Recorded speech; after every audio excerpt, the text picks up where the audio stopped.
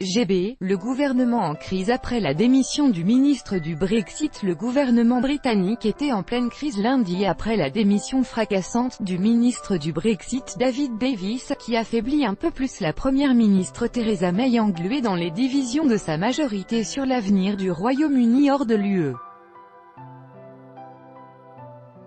Downing Street a annoncé dans la matinée que Dominic Raab, secrétaire d'État au logement, allait remplacer M. Davis qui a claqué la porte dimanche soir à moins de 9 mois du Brexit. Ce député eurosceptique de 44 ans aura la lourde tâche de représenter le Royaume-Uni dans les négociations sur la sortie de l'UE et de ferrailler avec des dirigeants européens, passablement lassés par les atermoiements de l'exécutif britannique sur les orientations à donner au Brexit. La Commission européenne a affirmé lundi que cette démission ne constituait pas pour elle un problème pour les négociations. Nous continuerons à négocier de bonne volonté avec la première ministre May et les négociateurs britanniques, a déclaré son porte-parole Margaritis Schiena. La démission de David Davis est intervenue 2 jours après une réunion de Madame May avec ses ministres qui avait abouti à l'annonce d'un accord sur la volonté de maintenir une relation commerciale étroite avec l'UE. Dans sa lettre de démission, il estime que cette voie ne permettrait pas d'aboutir au résultat pour lequel les Britanniques ont voté. Au mieux, nous serons dans une position de faiblesse pour négocier avec Bruxelles, a estimé ce vieux routier de la politique britannique. Le ministre du Brexit David Davis le 19 mars 2018 à Bruxelles Copyright AFP, Emmanuel Dunant lundi sur la BBC, il a estimé que Theresa May survivrait à son départ, affirmant qu'il n'avait pas l'intention, à ce stade, de disputer son leadership. Ce départ, qui a été suivi par celui du secrétaire d'État au Brexit Steve Baker, met cependant Madame May en position de vulnérabilité alors que d'autres ministres pro-Brexit se demandent s'il faut lui emboîter le pas et tenter de la faire tomber, a souligné le journaliste Jack Blanchard, du site Politico.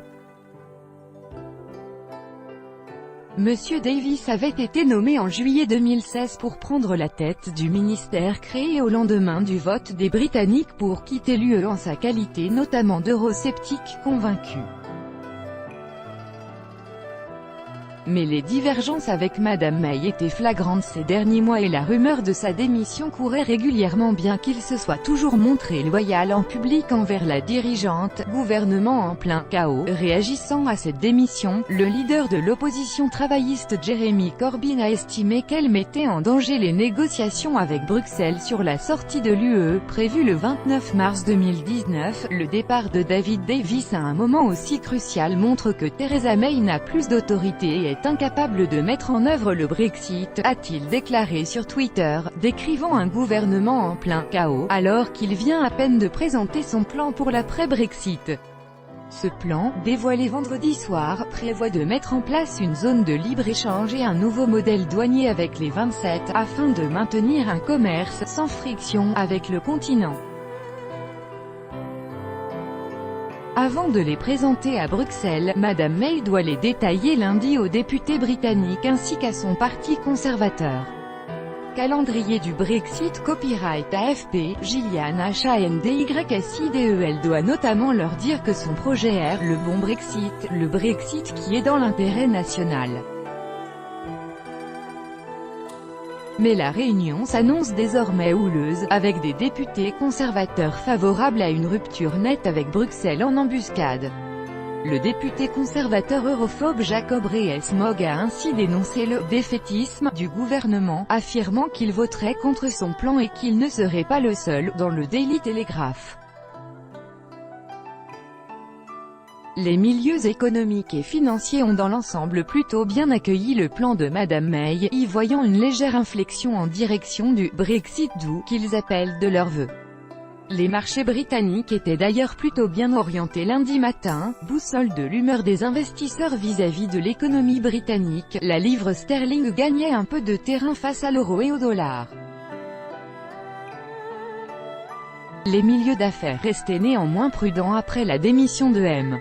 Davis, espérant que le gouvernement britannique allait éviter d'autres départs qui pourraient le déstabiliser davantage. Il déplorait en outre le manque de détails sur la question des échanges de services avec l'UE, qui représente la majeure part du commerce britannique. Tout droit de reproduction et de représentation réservé. Copyright 2018, Agence France Presse.